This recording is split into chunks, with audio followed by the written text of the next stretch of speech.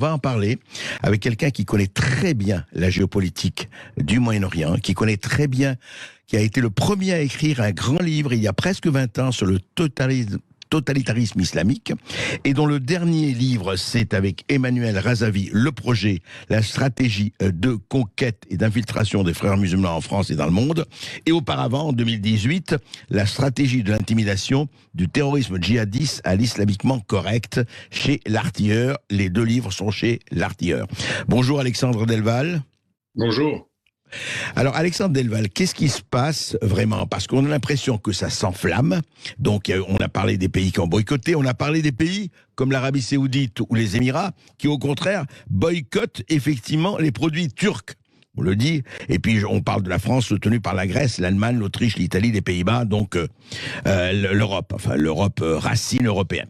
Alors Alexandre, comment on peut traduire ça? Est-ce que c'est une poussée, une éructation, ou c'est quelque chose de plus profond? Alors c'est quelque chose, merci André Berkoff déjà pour avoir cité mes livres et pour m'accueillir, et vous avez raison, c'est beaucoup plus profond que cela. Et c'est moins grave qu'on le dit. Premièrement, c'est pas très grave parce que c'est quelques produits laitiers, mais vous savez, les Turcs vont pas interdire les voitures françaises qu'ils produisent sur leur sol, ils sont pas stupides. Donc déjà, il y a une part de théâtre. Mais là où c'est très profond, et c'est doublement profond, c'est que l'histoire du blasphème, c'est pas que les djihadistes, c'est l'ensemble du monde musulman et des grandes organisations internationales qui n'ont jamais accepté de désacraliser les lois de la charia qui incitent à condamner à mort les blasphémateurs et les apostats. C'est d'ailleurs le grand combat des musulmans modérés de tous les pays musulmans. Et c'est profond également parce que, comme vous le disiez, Erdogan a lancé cette histoire de boycott, mais il ne faut pas oublier qu'Erdogan, et vous le savez bien entendu, c'est aujourd'hui le parrain des frères musulmans, et cette campagne de boycott, ou ce qu'on appelle le djihad économique 2.0, nous l'avions souligné avec Emmanuel Razavi au lendemain du printemps arabe, c'est la stratégie qui a été élaborée par la Turquie et le Qatar, refuge des frères musulmans, la nouvelle équipe, la nouvelle génération des frères musulmans. Ils ont conçu le boycott des produits français occidentaux bien avant cette histoire des caricatures. Donc on voit bien, c'est très profond. Et enfin, vous avez raison, vous êtes un des seuls d'ailleurs à dire que les Émirats et l'Égypte boycottent les produits turcs dans l'autre sens. Ça montre aussi que ce n'est pas la France qui serait anti-musulmane contre la Turquie, défenseur des musulmans.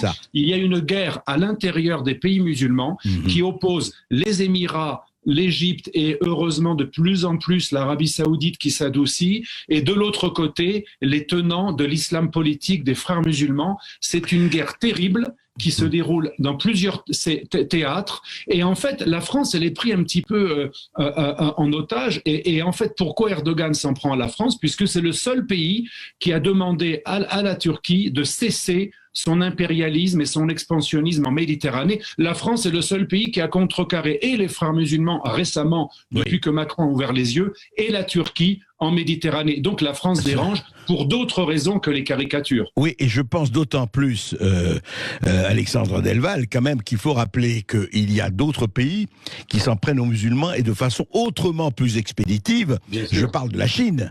Quand on voit le sort des Ouïghours, quand même, où les mosquées sont transformées en pagodes, où on les force à manger du jambon, oui, je ne parle pas des mauvais traitements, etc. Silence assourdissant d'un certain nombre de pays sur la Chine. Je veux dire, les mêmes qui sont en train de hurler, de brûler le drapeau français, etc. Mais alors la Turquie, Alexandre Delval, je me demandais, Erdogan, comme vous le savez, reçoit et a reçu depuis de l'Union européenne 6,5 milliards d'euros de 2016 pour le seul traitement des réfugiés syriens en Turquie, pour dire, attendez, je les retiens, mais payez. Deuxièmement, l'Union européenne affecte 23 milliards d'euros, comme vous le savez, au mécanisme d'aide à l'entrée des pays dans l'Union européenne, dont la Turquie fait partie. Et la Turquie a déjà coûté, la Turquie seule, a coûté 9,3 milliards sur ce budget, soit 715 millions par an. Et alors, quand, dites-moi, la Turquie attaque, l'Europe dit rien, fait rien, qu'on va continuer à subventionner, c'est quoi? Alors, mon maître, le général gallois, que vous connaissiez probablement, qui était l'ancien conseiller de Gaulle pour le nucléaire, le plus grand stratège français, disait que la faiblesse de l'Europe est tentatrice. qu'elle est sortie de l'histoire et qu'elle n'est pas une puissance, mais une impuissance volontaire, un agrégat de pays qui ont de moins en moins de souveraineté, mais qui n'a pas été remplacé par une souveraineté supranationale qui pourrait être quelque chose de respectable. Oui. L'Europe, Kissinger disait quel numéro de téléphone. Et en fait, Erdogan, comme tous les prédateurs, vous savez, c'est comme dans un troupeau de bêtes, hein, le fauve attaque l'élément le plus faible ou le petit ou le dernier qui est un peu en dehors du troupeau. Donc on attaque bien entendu pas trop la Chine, encore moins les pays, ni la Chine, ni l'ensemble des pays bouddhistes et hindouistes qui traitent de manière assez dure les Rohingyas de Birmanie, etc. Oui, bien sûr. Ni les pays communistes, ni les pays d'Asie, on attaque les pays les moins nationalistes, les plus complexés, les plus culpabilisables, parce qu'Erdogan, finalement, moi je lui en veux pas. Il ne fait qu'appuyer sur le point faible de l'Europe. L'Europe, c'est une impuissance volontaire dont la faiblesse est tentatrice, dont la culpabilité et le complexe. J'avais d'ailleurs écrit un livre sur le complexe occidental, est devenu une véritable pathologie collective. Et je me rappelle un jour, un militant d'Erdogan, industriel, à Istanbul, me disait, lorsque je le contredisais et je lui disais que la Turquie ne méritait pas d'entrer dans l'Union européenne parce qu'elle envahissait Chypre et elle violait un certain nombre de règles européennes, il m'a répondu quelque chose de très intéressant. Mais peut-être que nous rentrerons tout de même dans l'Union européenne un jour, parce que vous, les Européens, vous avez un besoin fou de prouver que vous n'êtes pas méchants et pour vous donner bonne conscience, vous finirez par accueillir 100 millions de musulmans en Europe, hein, et on sait très bien que vous n'êtes pas un club chrétien, mais nous, on connaît votre capacité à culpabiliser. Alors je l'avais trouvé très franc, ce monsieur, finalement.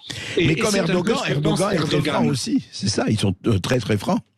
Ils donnent leur programme. Que nous. Vous savez, nous les Européens, on est une bande de faux culs, pour parler de manière un peu vulgaire, parce que on a ouvert la candidature en vue de l'adhésion avec un pays qui ne remplit pas les critères. On savait que c'était pas possible. Des hauts fonctionnaires européens me disaient déjà en 2004, ça va servir à rien parce qu'ils rempliront jamais les conditions. Ils veulent pas cesser d'envahir Chypre et de revendiquer une partie de la mer Égée, ce qui montre que ces problèmes en mer Méditerranée ne sont pas nouveaux. Mais on était tellement hypocrite et complexé qu'on n'a pas osé dire aux Turcs dès le départ qu'ils n'était pas éligible, et donc ça a permis à Erdogan d'utiliser ceci comme une sorte d'élément de culpabilisation en faisant croire que finalement il se radicalise en réaction au rejet du club chrétien de la Turquie. Et non seulement nous sommes cocus, battus et contents, mais nous versons. Encore une fois, je rappelle, on a 9,3 milliards sur le budget européen d'aide à l'entrée des pays dans l'UE, et donc ils ont reçu, et avec les réfugiés, pour garder les réfugiés syriens, 16 milliards. On va continuer comme ça, Alexandre Delval, à votre avis ? Oui, je pense qu'on va continuer parce que l'Europe étant culpabilisée, faible, et il faut le dire assez lâche, hein, d'ailleurs les guerres des Occidentaux, là les islamistes n'ont pas tort quand ils disent vous nous bombardez de manière très lointaine mais vous n'aimez pas envoyer des gens au sol. Ces Européens, on envoie les Kurdes. C'est que ces Européens sont devenus assez lâches et donc comme tout lâche, on paye pour être protégé. Vous savez, c'est un peu comme l'Empire byzantin qui payait des tribus arabes pour se protéger des invasions arabes et ça n'a pas aidé l'Empire byzantin, en tout cas les parties orientales, à être épargnées par les premiers cavaliers du djihad à l'époque des premiers califats omeyyades. Finalement, l'histoire se répète, nous payons pour être épargnés. Vous savez ce que disent les djihadistes ? Aslam taslam. Si tu te soumets, tu auras la paix. C'est un peu le message d'Erdogan, de la Ligue islamique mondiale, c'est un peu le message du Qatar, de l'université El-Azhar, et même, ce qui est choquant, du président du CFCM, qui a l'air soi-disant d'un modéré, mais qui est le relais de l'islam marocain, mais aussi de l'islam qatari et de l'islam des frères musulmans. Il a d'ailleurs dit ce matin... Le message, c'est si vous arrêtez vos caricatures, vous serez épargnés. Et il l'a dit un peu autrement, plus disons en litote, il a dit il faut peut-être renoncer à certains droits pour la fraternité. Mais ça, c'est le message. Vous savez, c'est très important, le problème est assez profond, c'est très vrai. L'ISESCO, l'Organisation de la Conférence islamique, l'Université El-Azhar du Caire, que El-Sisi a beaucoup de mal à réformer, la Ligue islamique mondiale. Donc toutes ces grandes organisations, c'est pas que les djihadistes ou les islamistes, même l'islam marocain, avec le Qatar, la Turquie, les frères musulmans en tête, en fait, l'ensemble des grandes institutions du monde sunnite demandent à l'Europe de baisser la tête, de baisser la garde et de cesser finalement de critiquer l'islam pour nous faire baisser la garde, parce qu'en fait, il y a un véritable projet d'islamisation de l'Europe qui profiterait d'une immigration incontrôlée, qui serait une sorte d'opportunité pour islamiser l'Europe. Alors attention, c'est pas les musulmans immigrés qui arrivent avec une envie d'islamiser, pas du tout, mais les instances qui les prennent en otage, qui sont des instances faussement modérées, liées aux frères musulmans et à des organismes comme la Ligue islamique mondiale des Saoudiens ou l'Organisation de la coopération islamique qui depuis des années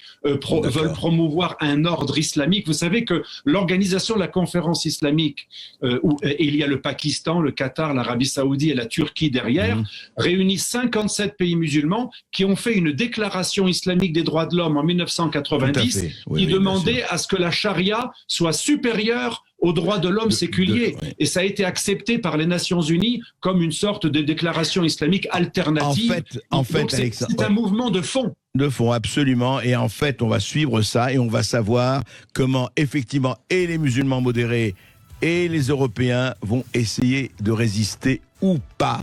En tout cas, à suivre. Merci Alexandre Delval. Eh bien, écoutez, si je puis